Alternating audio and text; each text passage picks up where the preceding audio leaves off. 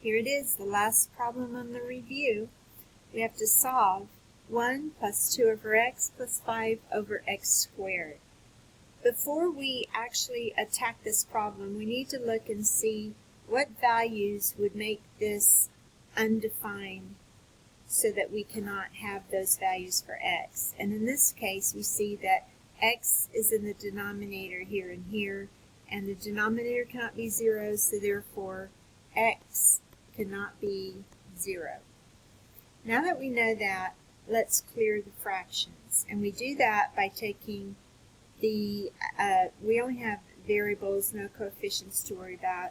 So let's take x and x squared, the variable with the largest exponent, x squared, and multiply every term in this equation by x squared. So 1 times x squared is x squared. Alright, and since we're doing a fraction, we'll put x squared over 1 times 2 over x plus x squared over 1 times 5 over x squared equals, and it's going to equal 0 because anything times 0 equals 0. Now let's go back. We have x squared as our first term. X squared over x is simply x, so we have that 2, and then the x squareds cancel in the third term. So we have x squared plus 2x plus 5 equals 0. Now we can solve this using completing the square or the quadratic formula. I'm going to go ahead and do completing the square.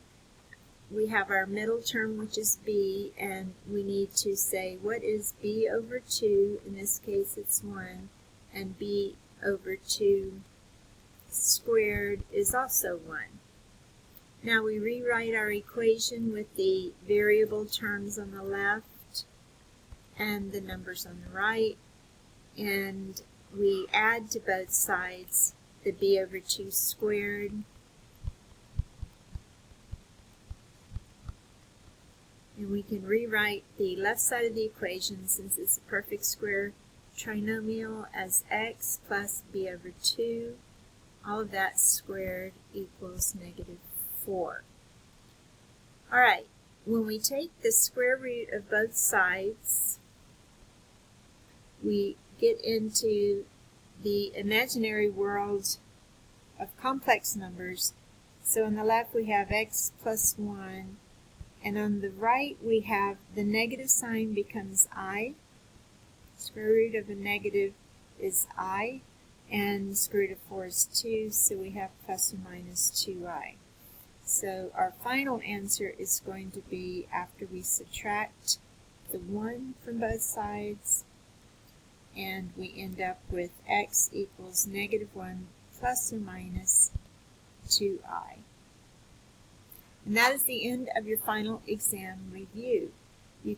Good luck with it, and let me know if you have any questions.